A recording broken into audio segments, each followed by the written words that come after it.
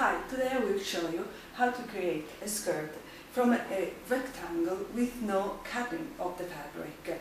We need, in my case, my hips are wide 100 centimeters, that would be in yards about 39 and a half, so the patchwork fabric for me is perfect. And we are going to make this skirt that has these folds. So I bought about 60 centimeters of fabric in length. We also need a zipper, some thread to sew, a sewing machine, and some grosgrain for the decoration and the part of the waistline. Okay, first of all we have to wash our fabric, especially if it is 100% cotton. Sometimes I forget because I'm anxious to try my project, but it's better to do it. Then, if we have a serger, we serge the two sides, the upper sides and the lower sides. We can also use a zigzag stitch if we don't have a serger. I usually keep the border with all the indications of the fabric because I like it as an inside details that reminds me of where I bought the fabric. Maybe it's a gift from someone, or maybe it's from a place I've visited, so I like to remember it. The first step is to insert the zipper, in my case the invisible zipper, and then sew the lower part of the skirt. Afterwards we can do the lower hem by just folding and using a straight stitch. In the case of the grey skirt I used a zigzag because I wanted to see the light blue thread in contrast on the grey fabric, because then I used a blue grosgrain as a decoration stitch and details, but I also wanted to see very well the sense in order to show you the different steps.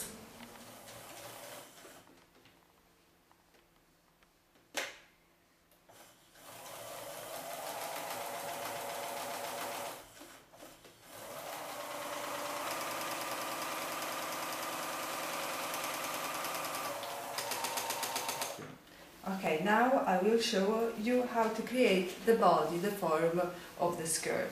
And this is made through these pants in the front, a big one on the side of the skirt, it's the one that gives you the form here, and 3 in the back. In some cases I use 2 because every fabric is different and it suits you. It suits your body in different ways, so you have always to try it on and check that the pins are put in the right place. So we'll start with the big one on the side. It's a long one and I love to use the zigzag stitch in order to have a decorative aspect of the pants too, but you can use the traditional way also if you want to. And this one, it's let's say 4 centimeters wide. You fold your fabric in half. I'll show you a pin one. You fold it in half and then you make the big pants on the side and you start pinning it to the end where the fabric then, the pants disappears. And the zigzag stitch will help you also to make it disappear in nothing over here. And you see it's a little bit slanted in order to have this effect. Then we'll go and pin the one in the center back by folding the fabric in half. Make it small. For my body I need 1 centimeter, but then again everybody is different and we are asymmetrical too, so it's important always to check and try it on afterwards. And it's about 20 centimeters, from 15 to 20, but that depends also from the body and the wearability. And we pin it again in order that it disappears. Then we make the other back pants, let's say 5-6 centimeters from the zipper. Again we fold about 1 centimeter and then we pin it down. And then the other one, that's always in the back, the third one, and it's distant from the big pants, the one on the side, as the other one on the side from the zipper.